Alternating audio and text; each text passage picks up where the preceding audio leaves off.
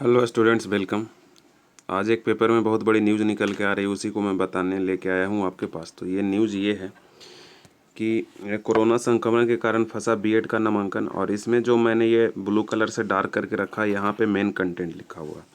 इस तरफ जो लिखा हुआ ये आपके बहुत काम का चीज़ नहीं है। इस तरफ वो लिखा है कि पहले 19 जुलाई को तिथि फिक्स करी गई थी और 19 जुलाई से एग्ज़ाम क्या हो गया, डेट एक्सटेंड हो गया। और इसके बाद अभी तक एग्ज़ाम होने का कोई संभावना नहीं दिख रहा है ना। और वो इसने ये भी बताया कि बाद में क्या हुआ, राजभवन उस पर चुप्पी साध रखी है, यानी कि जो LMNU है वो फाइल भेजा है राजभवन को कि क्या करा जाए। अब तो राजभवन से अभी तक कोई जवाब नहीं आया है।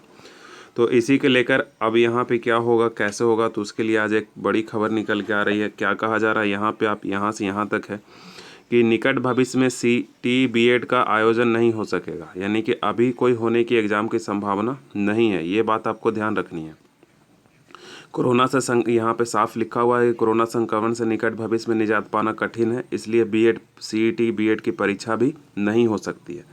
तो CET-BEd की जब परीक्षा नहीं हो सकती है तो क्या हो रहा है कि प्रदेश स्तर पे इस बात की मांग बढ़ते जा रही है कि मेधा सूची का तैयार जो किया जाए वो अंकों के आधार पे कर दिया जाए। बच्चा जितना मार्क्स ऑब्टेन किया है एग्ज़ाम में उसके आधार पे क्या कर दिया जाए, उसके अंकों का आवंटन कर दिया जाए और रिजल्ट क्या कर दिया जाए, प्रकाशित कर दिया जाए। अब रिजल्ट प्रकाशित कर दिया जाए ताकि जो कॉलेज हैं वो ऑनलाइन एडमिशन ले लें और ऑनलाइन आपकी क्लासेज क्या हो जाए, स्टार्ट हो जाए। अभी जितने भी गवर्नमेंट कॉलेजेस हैं सारे में ऑनलाइन क्लासेस स्टार्ट हो गई है। प्राइवेट में तो खैर पढ़ाई हो नहीं रही है, लेकिन जितने भी गवर्नमेंट बीएड कॉलेज है सारे में क्या हो रही है, ऑनलाइन बीएड स्टार्ट हो गई है। ऑनलाइन एग्ज़ाम में ऑनलाइन पढ़ाई स्टार्ट हो चुकी है।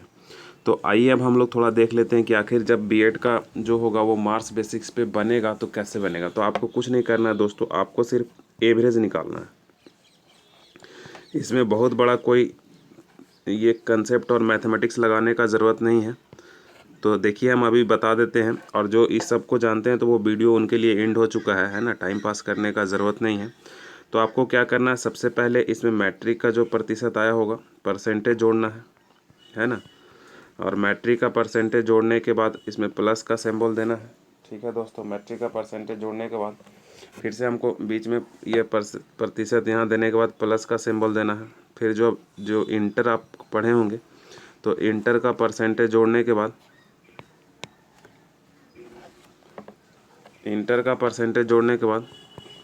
फिर प्लस का सिंबल देना है।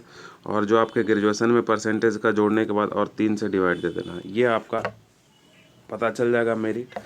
आप 60 प्लस जा रहे होंगे तब भी आपको क्या होगा, कॉलेज तो मिल ही जाएगा। खैर कॉलेज क्या होगा, मिल जाएगा, इसमें नो डाउट। लेकिन अगर आपको अच्छा कॉलेज लेना है तो आप 70 प्लस में परसेंटेज आपका जाना चाहिए, तीनों का जोड़ के। एज़ फॉर एग्जांपल हम एक बता देते हैं ताकि आपको कन्फ्यूज़न ना हो जाए। तो देखिए, एक बच्चा मान लीजिए राम था, उन्होंने मैट्रिक में प्राप्त किया 67%। इंटर ने उन्होंने प्राप्त किया मान लो कि 73%।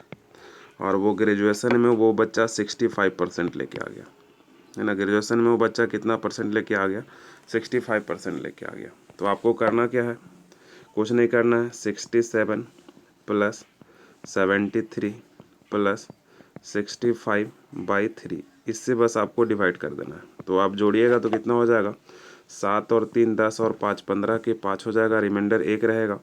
और 6 7 6 13, 6 19 और 1 20, है ना। इतना मार्क्स आपका आ गया। ठीक है, तो हम फिर से एक बार देख लेते हैं। 6 6 12 7 19 और 1 20, इसको 3 से आपको डिवाइड दे देना है। तो डिवाइड दीजिएगा तो लगभग ये 210 नंबर अगर होता तो 7% हो जाता। तो ये 63 से हम ऐसे चलिए वो डिवाइड देके भी बता देते हैं। 205 तो 3 से करिएगा तो 6 बार में 18 लगेगा, तो यहाँ 2 बच जाएगा।